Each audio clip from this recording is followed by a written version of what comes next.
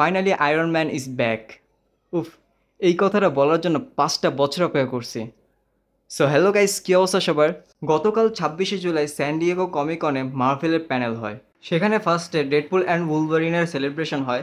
এরপর স্টেজে আসে ক্যাপ্টেন আমেরিকার ব্রেভ নিউ ওয়ার্ল্ডের কাস্ট অ্যান্ড ডিরেক্টরস এবং তারা মুভি সম্পর্কে বিভিন্ন ইনফরমেশন দেয়। তার মধ্যে সবচেয়ে বেশি গুরুত্বপূর্ণ হলো জিয়ানকার্লো এসপাসিতো এর ক্যারেক্টার।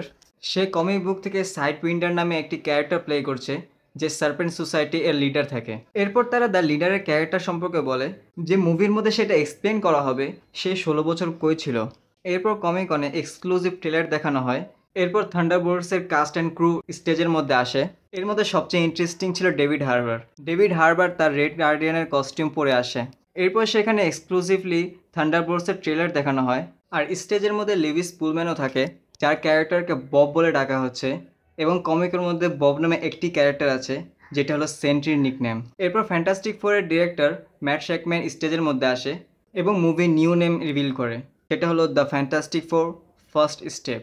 এরপর ফ্যান্টাস্টিক ফোরের কাস্ট স্টেজের মধ্যে আসে এবং মুভি সম্পর্কে এই ইনফরমেশন দেয় মুভি রেট্রো ফিউচারে সেট হবে। এরপর আমরা একটা কার্ড দেখি যেটা রেট্রো ফিউচারিস্টিক ছিল।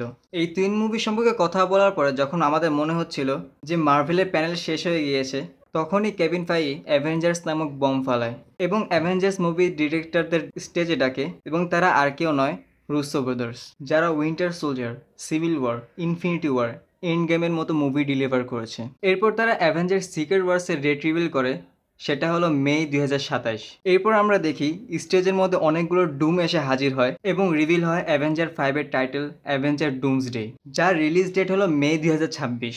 এরপর আমরা দেখি ওই ডুমদের মধ্যে থেকে যে মেইন ডুম থাকে সে তার মাস্ক রিভিল করে এবং মাস্কের নিচে আর কেউ নয়, আমাদের আরডিজে থাকে।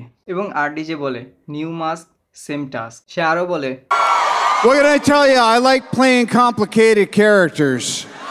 এই ডায়লগ নিয়ে আমার একটা থিওরি আছে, সেটা যদি সত্যি হয় তাহলে এই মুভি অ্যাভেঞ্জার এন্ড গেমকে পিছিয়ে ফালিয়ে দিবে। সো এই ছিল আজকের ভিডিও। অ্যাভেঞ্জার্স ডুমসডে এবং অ্যাভেঞ্জার সিক্রেট ওয়ার্স নিয়ে আরও কথা হবে, সেগুলো মিস করতে না চাইলে চ্যানেলটি সাবস্ক্রাইব করবেন। সো দেখা হবে নতুন ভিডিওতে নতুন টপিক নিয়ে। ততক্ষণ পর্যন্ত ভালো থাকবেন, সুস্থ থাকবেন, বাই।